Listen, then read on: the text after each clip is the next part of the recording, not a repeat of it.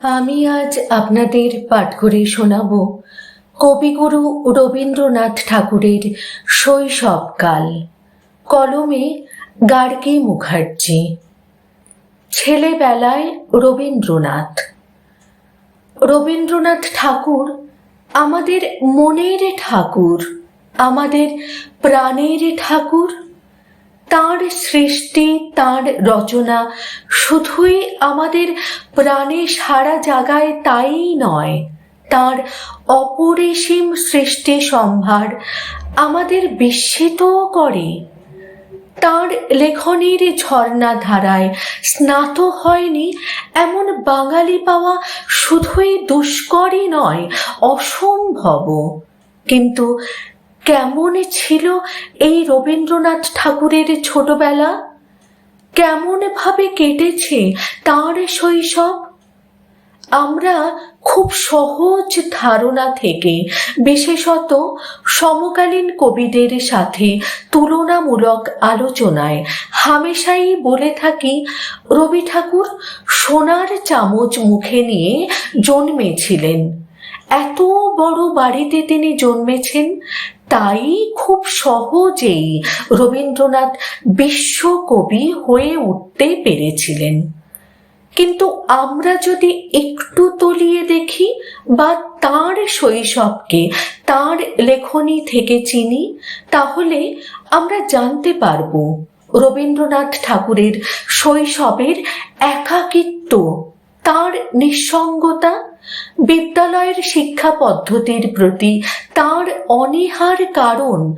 আরও জানতে পারব চাকরির সম্পূর্ণ দায়িত্বে মানুষ হওয়া শিশুর অসহায়তার কথা।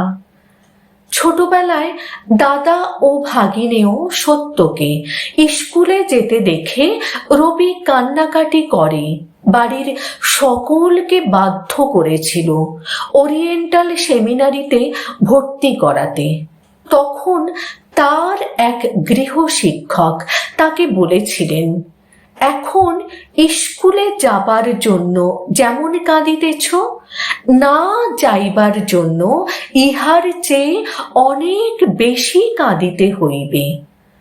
ভবিষ্যতে এই অমোঘ বাণী ধ্রুব সত্য বলে প্রমাণিত হয়েছিল। ওরিয়েন্টাল সেমিনারি সম্পর্কে পরবর্তীতে কবি তাঁর স্মৃতি থেকে শুধুমাত্র এইটুকুই বলতে পারেন যে সেই স্কুলে ছাত্ররা পড়া বলতে না পারলে তাদের দুই হাত প্রসারিত করে হাতে অনেকগুলো স্লেট একসাথে চাপিয়ে দেওয়া হতো। পরবর্তীতে রবি নর্মাল স্কুলে পড়াশোনা করেন। নর্মাল স্কুলের শিক্ষা ব্যবস্থাও রবির মনে বিশেষ ছাপ ফেলতে পারেনি, বরং সেখানে গ্যালারিতে দাঁড়িয়ে ছাত্ররা যে সুরের সাথে গলা মিলিয়ে কি গান করত তা তারা নিজেরাও বুঝতো না। আর এলোমেলো কথা সাজিয়ে তারা যে প্রেয়ার করত, শিক্ষকরা কখনো তা শুধরে দেওয়ারও চেষ্টা করেননি। এখান থেকেই তার বিদ্যালয়ের শিক্ষা ব্যবস্থার প্রতি অনীহা তৈরি হয়। বরং গৃহ শিক্ষক সীতানাথ দত্তের কাছে যন্ত্রতন্ত্র যোগে প্রকৃতি বিজ্ঞান শিক্ষাতে রবি ছিলেন বিশেষ আগ্রহী। সীতানাথ দত্তের শিক্ষাদানেই রবি প্রথম বিজ্ঞানের সব অদ্ভুত বিষয়ের প্রতি আগ্রহ অনুভব করে। উৎসুক হয়ে ওঠেন যখন জলে কাঠের গুঁড়ো মিশিয়ে তা আগুনের উপর বসিয়ে দেখেন জল গরম হলে কিভাবে ওপরে উঠে যায়, ভারী বা ঠান্ডা জলকে নিচে নেমে আসতে হয়। যে সপ্তাহে রবিবার সীতানাথ বাবু না আসতেন, রবি মনে মনে অস্থিরতা অনুভব করতেন। এর থেকেই পরিষ্কার হয়ে যায় যে বিদ্যালয়ের শিক্ষা ব্যবস্থার উপরে তার তীব্র অনীহা থাকলেও প্রকৃত শিক্ষা লাভের প্রতি ছোট্ট রবির ছিল গভীর আকর্ষণ। ছোটবেলা ঠাকুরবাড়ির নিয়ম অনুসারে ছোট্ট রবির সম্পূর্ণ দায়িত্বভার ছিল চাকরদের হাতে। বাহির বাড়ির দোতলায় দক্ষিণ পূর্ব কোণের ঘরে চাকরদের মহলেই তার দিন কাটত। চাকরেরা তাদের দায়িত্ব কমানোর জন্য ছোট্ট রবির চারিদিকে গণ্ডি কেটে দিত এবং ভয় দেখাতো গণ্ডির বাইরে গেলেই সমূহ বিপদ থেকে কেউ বাঁচাতে পারবে না তাকে। তাই নিরুপায় রবির ঘন্টার পর ঘন্টা কাটত জানালার নিচে ঘাট বাঁধানো পুকুরের দিকে তাকিয়ে। ঘাট বাঁধানো পুকুর, চীনা বটগাছ, নারিকেল সারি সব কিছুকে একটা ছবির বইয়ের মতো করে সাজিয়ে প্রায় সমস্ত দিন রবি কাটিয়ে দিত সেই দিকে তাকিয়ে। বিভিন্ন মানুষের অভিনব সব স্নানের পদ্ধতি, স্নানের পর বিড়বিড় করে মন্ত্র বলা, সুচিতার নিমিত্তে বিভিন্ন দিকে জল ছেটানো, রাজহাঁস ও পাতিহাঁসগুলির গুগলি ধরার বিভিন্ন পদ্ধতি ও তাদের চঞ্চু দিয়ে পিঠ সাফ করার আশ্চর্য রকম উপায়, এই সব দেখেই কাটত রবির সারাদিনের অধিকাংশ সময়। পুকুর নির্জন হলে রবির সমস্ত মনকে অধিকার করে বসত সেই বটগাছ তলাটি। বাড়ির বাইরে যাওয়া বারণ ছিল, এমনকি বাড়ির ভিতরেও সব জায়গায় যাওয়া তাদের নিষেধ ছিল। যখন একটু বড় হলো, দুপুরে সকলের ঘুমের সুযোগে একদিন ছাদে যাওয়ার সুযোগ হতো। সেখান থেকে প্রকৃতিকে দেখার আপ্রাণ প্রচেষ্টা চলত। যত দূর দেখা যায় নারিকেল সারি, পল্লীর পুকুর, গোয়ালিনীর গোয়াল ঘর, কলকাতা শহরের নানান আকারের উঁচু নিচু ছাদের শ্রেণীবিন্যাস, তার সাধ্যের বাইরে গিয়েও দেখার চেষ্টা চলত। পিতৃদেব যখন বাইরে যেতেন তখন তার তিনতলার ঘরের খড়খড়ি দিয়ে হাত ঢুকিয়ে ছিটকিনি খুলে তার সোফায় চুপচাপ শুয়ে বাইরের জগৎকে দেখা ছিল তার শিশু মনের এক অদ্ভুত নেশা। আরও এক আকর্ষণ ছিল পিতৃদেবের তিনতলার স্নানঘরের জলের কল। ঝাঁঝরি খুলে দিয়ে অকালে মনের সুখে স্নান করাতেই ছিল অন্য এক মুক্তির স্বাদ।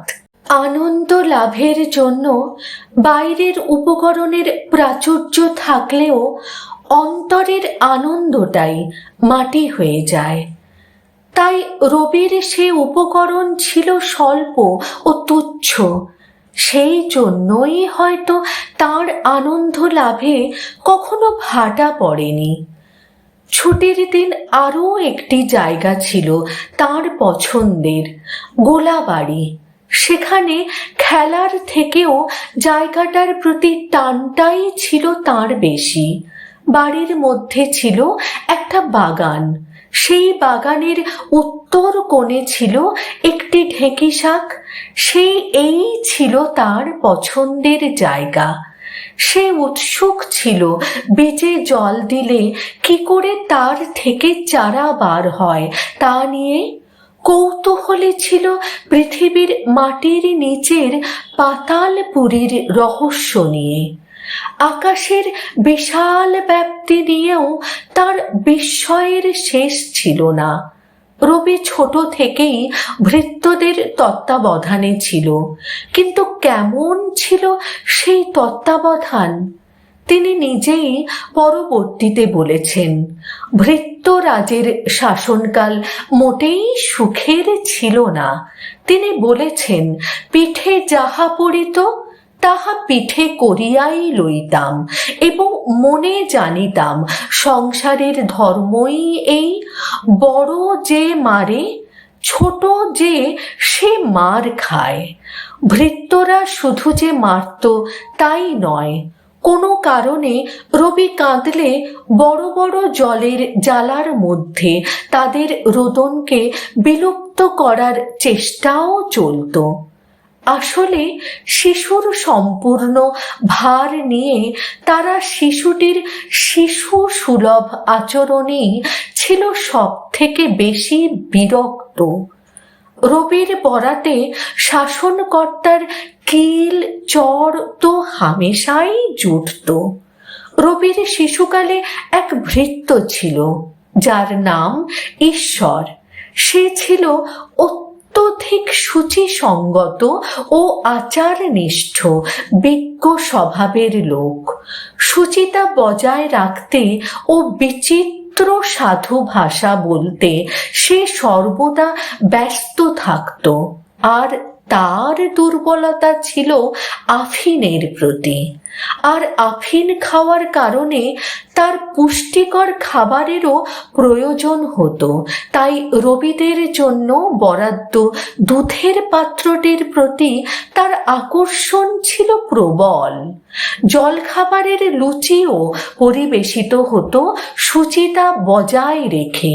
তবে দক্ষিণ হস্তের দাক্ষিণ্য তাতে প্রকাশ পেত না। এমনকি তার জলখাবারের পয়সা থেকে পয়সা বাঁচানোর তাগিদে রবির ভাগ্যে জুটত সস্তার মুড়ি, ছোলা সিদ্ধ, চিনে বাদাম ইত্যাদি। বিদ্যালয়ের প্রতি অনীহার কারণে বাড়িতেই শিক্ষা লাভের বিভিন্ন আয়োজন ছিল নিখুঁত। নর্মাল স্কুলের শিক্ষক নীলকমল ঘোষাল বাড়িতে পড়াতে আসতেন। ভোরবেলা এক কানা পালোয়ানের কাছে চলত কুস্তি শিক্ষা। স্কুল থেকে ফিরে আসতেন ড্রয়িং ও জিমন্যাস্টিকের মাস্টার। সন্ধ্যার সময় অঘোর বাবুর কাছে ইংরেজি পাঠ। হেরম্ব তত্ত্বরত্ন মহাশয়ের কাছে সংস্কৃত ও ক্যাম্বেল মেডিকেল কলেজের এক ছাত্রের কাছে অস্থি বিষয়ক জ্ঞান লাভ। রবিবারে বিষ্ণুদের কাছে গান শেখা। তাছাড়া মাঝে মধ্যে পাওয়া যেত সীতানাথ দত্তের সান্নিধ্য, যা ছিল শিশু রবির খুব আকাঙ্ক্ষিত।